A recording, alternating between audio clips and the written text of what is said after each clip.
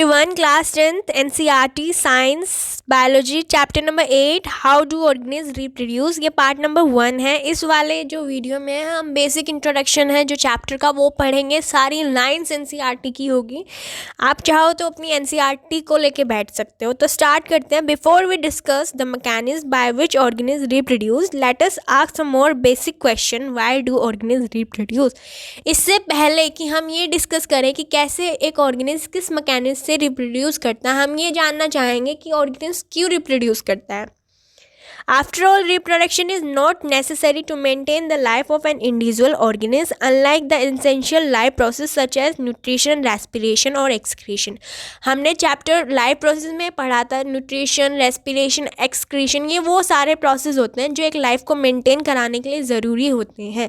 तो जैसे ये प्रोसेस हैं लाइफ को मेंटेन कराने के लिए ज़रूरी, रिप्रोडक्शन इस तरीके से बिल्कुल भी ज़रूरी नहीं होता है लाइफ को मेंटेन कराने के लिए। एग्जाम्पल जैसे कि अगर कोई ऑर्गेनिज्म लिविंग है, उसकी चॉइस है वो रिप्रोड्यूस करना चाहे या ना चाहे, लेकिन वो लिविंग ही रहेगा। लेकिन अगर वो लिविंग है, उसको ज़रूरी है न्यूट्रिशन, रेस्पिरेशन और एक्सक्रीशन जैसे प्रोसेस को करना, तभी वो लिविंग है। Next, on the other hand, if an individual organism is going to create more individual, a lots of its energy will be spend in the process. अगर कोई individual reproduce कर रहा है, अपने जैसे मोर इंडिविजुअल को create कर रहा है, तो इस प्रोसेस में बहुत सारी एनर्जी स्पेंड होती है। So why should an organism waste energy on a process? It does not need to stay live. It will be interesting to discuss the possible answer in the classroom. तो अब हमने जान लिया कि बहुत सारी एनर्जी लगने वाली है और ना ही ये लाइफ को अलाइव करने के लिए ज़रूरी है। मतलब एक लिविंग को अगर ज़िंदा रहना है तो ये प्रोसेस करना ज़रूरी नहीं है, तो क्यों कोई ऑर्गेनिज्म रिप्रोड्यूस करेगा? Whatever the answer to this question, it is obvious that we notice organisms because they reproduce। कुछ भी आंसर हो इस क्वेश्चन का, लेकिन हम ये देखते हैं कि ऑर्गेनिज्म तो रिप्रोड्यूस करते हैं।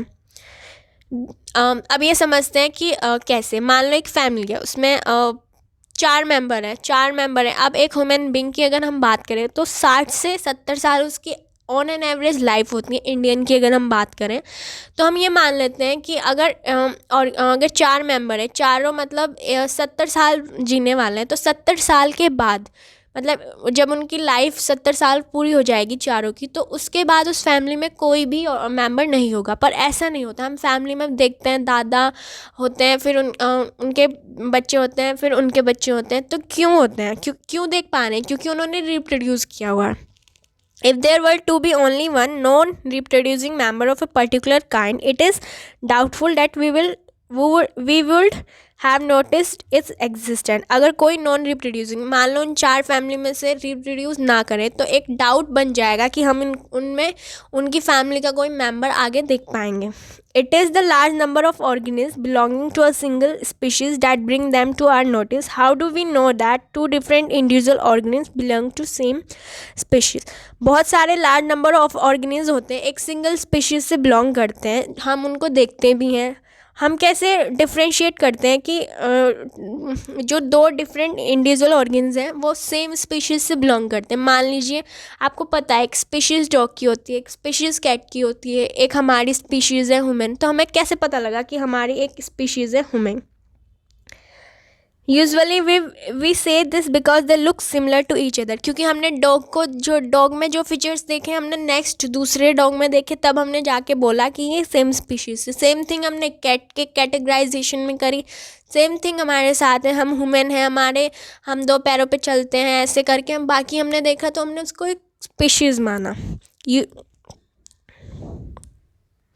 Usually we say this because they look similar to each other. ये हम जान चुके हैं, क्योंकि वो एक जैसे दिखते हैं इसलिए हम उन्हें एक स्पीशीज़ बोल देते हैं। Thus reproducing organism create new individual that look very much like themselves.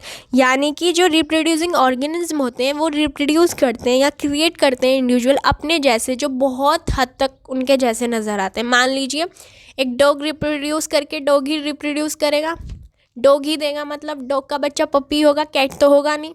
Same thing है, ह्यूमन का बच्चा ह्यूमन ही होगा, कुत्ता तो होगा नहीं। तो बस आज इस इंट्रोडक्शन में इतना ही था, बाकी हम नेक्स्ट पार्ट में करेंगे। आज वैसे इतना इम्पॉर्टेंट नहीं था, लेकिन आपके माइंड में क्यूरियोसिटी जगाने के लिए ये पार्ट बहुत इम्पॉर्टेंट था। Thank you.